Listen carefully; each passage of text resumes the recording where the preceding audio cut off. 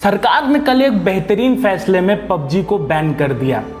PUBG ban होने के साथ साथ कई सारी अटकलें थीं कि और भी कई सारे ऐप्स बंद होंगे। ठीक वही हुआ। करीब 232 ऐप्स को ब्लैक लिस्टेड किया गया। इस पे दो तर्क हैं और दोनों ही तर्क अपनी अपनी जगह पर मुकम्मल हैं। सरकार का तर्क ये है कि पबजी बैन करना ज़रूरी था क्योंकि चाइना में ये नियम है कि आवश्यकता पड़ने पर चाइना की सरकार किसी भी एप्लीकेशन और किसी भी चाइनीज़ कंपनी से उसके खाता धारकों और उसके कस्टमर्स का डाटा मांग सकती है। इसलिए भारतीय कस्टमर्स की डाटा की सुरक्षा हो सके, इसलिए पबजी को बैन कर दिया गया। पबजी के साथ साथ उन कई सारे एप्लीकेशंस को बैन कर दिया गया है जो चाइना से कहीं ना कहीं ताल्लुक रखते थे। अगर आप में जिंदा है आपके हिस्से का गांव तो लाइक और सब्सक्राइब जरूर कर दीजिएगा। हम भी ये मानते हैं कि पबजी बैन होना जरूरी था। कम से कम युवाओं को इस बात का एहसास तो हो कि वो बेरोजगार हैं। पबजी सिर्फ एक गेम है, कोई एम्प्लॉयमेंट अपॉर्चुनिटी नहीं है। लेकिन पबजी लवर्स के लिए ये दुख भरी खबर है और हमारी पूरी संवेदना पबजी के प्लेयर्स के साथ है। बहुत बारीक सा एक सवाल है, क्या सरकार को कल ही पता चला या फिर टिकटॉक बैन करते वक्त ही पता चला था कि चाइना में एक ऐसा नियम है जिससे वो लोगों का डाटा मांग सकती है? जानकारी पहले से सरकार के पास थी तो सिर्फ अब क्यों चाइना के इस एप्लीकेशंस को बैन किया गया? क्या इससे पहले चाइना के किसी भी एप्लीकेशन को बैन किया गया था? बल्कि हमने तो एफडीआई में ऑटो रिन्यूअल सिस्टम ला दिया था। मतलब अब किसी भी कंपनी को भारत में निवेश करने के लिए सब कुछ ऑटोमेटेड है। जब चाइना की बैंक ने एचडीएफसी के गिरे हुए शेयर्स को खरीदने की कोशिश की तब तो जाकर आपने एफडीआई के नियम को बदला। इससे पहले तो आप इस बात के लिए पुश कर रहे थे कि ज्यादा से ज्यादा एप्लीकेशन भारत में एंटरप्रेन्योरशिप डेवलप। पेटीएम जैसी कंपनीज में अलीबाबा के 40% से ज्यादा शेयर्स हैं।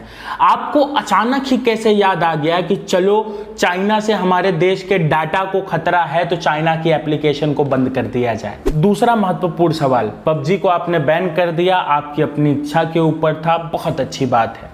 लेकिन पबजी बैन करने का समय वही क्यों चुना जिसमें लोगों के मन में आपके प्रति असंतोष लगातार बढ़ता जा रहा था? हाल ही में स्टूडेंट्स ने मन की बात के YouTube सेक्शन को 1 मिलियन के आसपास डिसलाइक किया। आपके YouTube चैनल पर जब इतने डिसलाइक आए तो आपके आईटी सेल ने कमेंट सेक्शन ही ऑफ कर दिया। जब इस देश की जीडीपी -24% चली गई, जब इस देश में बेरोजगारी को लेकर लगातार सवाल उठाए जा रहे हैं, जब आपकी अर्थव्यवस्था इतनी लचर है कि वो लोगों की जिंदगी तक नहीं बचा पा रही है, जब आप इन सारे सवालों में घिर गए, तब आपको क्यों याद आया कि पबजी को बैन कर देते हैं? पबजी से हमारे देश के डाटा को बहुत बड़ा खतरा है। आपने बचपन में एक कहावत सुनी होगी कि किसी बड़ी लकीर को छोटी करने के लिए उसके सामने एक बड़ी लकीर खींच दो। सरकार ठीक वैसा ही इस्तेमाल अपने अधिकारों का इस समय कर रही है। सरकार के पास इकोनॉमी, रोजगार, एम्प्लॉयमेंट, हेल्थ केयर के सामने कोई जवाब नहीं बचा तो उसने पब्लिक ओपिनियन में एक नया डिस्कशन छेड़ दिया, पबजी बैन का। आपने अक्सर टीवी में देखा होगा कि चाइना के मुद्दे पर बड़ी बात होती है। पूरी दुनिया कह रही है कि चाइना ने कोरोना वायरस को फैलाया। ये बात मानी जा सकती है। कई सारी पुष्टियां हैं कि चाइना में कोरोना वायरस ओरिजिनेट हुआ। दुनिया भर की तमाम सरकारों ने चाइना का इस्तेमाल कर बड़ी आसानी से अपनी विफलताओं को छुपा लिया। जब भी उनसे सवाल पूछो कि हमारे हॉस्पिटल्स में बेड क्यों नहीं है, वेंटिलेटर की सुविधा क्यों नहीं है, ट्रांसपोर्ट की सुविधा क्यों नहीं है और पूल टेस्टिंग की सुविधा क्यों नहीं है, तो सरकारें बड़े आसानी से कह देती हैं कि चीन ने कोरोना वायरस फैलाया है। चीन ने कोरोना वायरस फैलाया है, इस बात को मानने में कोई समस्या नहीं है।